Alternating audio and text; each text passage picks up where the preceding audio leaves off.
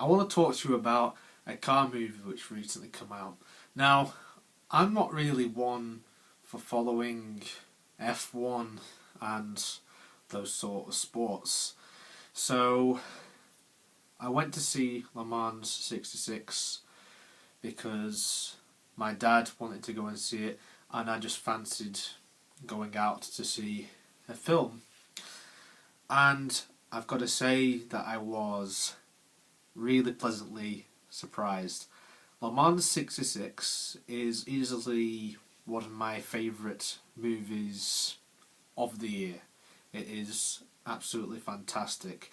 It follows a story of Shelby and Miles' journey to winning the Le Mans 66 Grand Prix, which was in 1966. And the whole point of it was basically to make a Ford car to beat Ferrari, because of course Ferrari back in the 1960s were known for making the fast cars and winning all of these big races. So that was mainly the main goal of this film. These two guys who wanted to make a car to compete with Ferrari, and that is the story of the film. The film is also a story of friendship. The two main leads are played by Matt Damon and Christian Bale, two fine actors, two of the best actors this generation. I feel that Christian Bale's character, he plays this Cockney sort of character. I never knew anything about Miles. That's the guy who he plays. I never knew anything about him at all. All I knew about, looking from the trailers and stuff, was that he was some sort of mechanic and he liked to drive cars. I had no idea that he would be the actual guy who would be the driver of the car in the actual race. I knew of Shelby before from watching some documentaries and things like that. I knew of him, not to be confused with Tommy Shelby from Peaky Blinders. That's just a completely different kettle of fish altogether. I think that Christian Bale is wonderful. He is easily the best thing about this film. Matt Damon is also really great, but I feel that Christian Bale, with his performance and everything that he does in this film, he totally steals the film for me. Every scene he's in, he just steals it.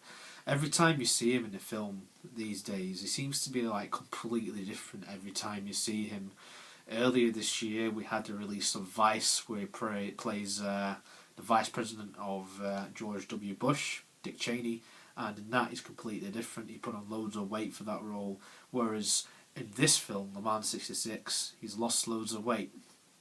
I think that he definitely deserves a Oscar nod for this performance in this film, and I'd say that maybe Matt Damon could be up for the award as well, as he really does play a great part. There's likeable characters in this film. We have these are all real life people, by the way. These all lived.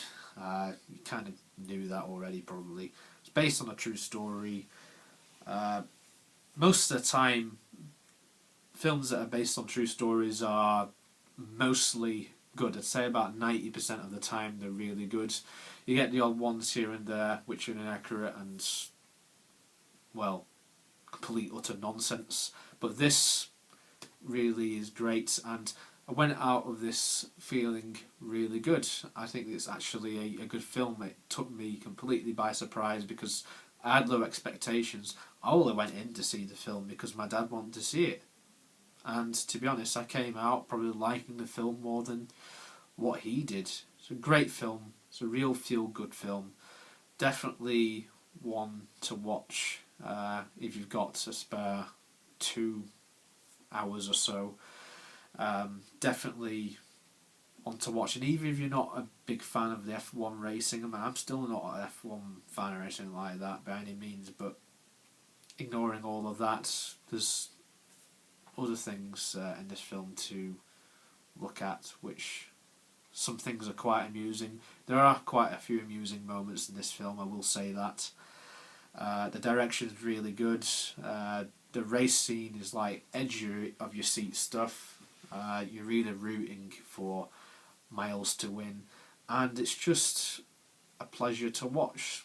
So it goes out without saying, really, the total I'm going to give for this film is going to be a 10 out of 10.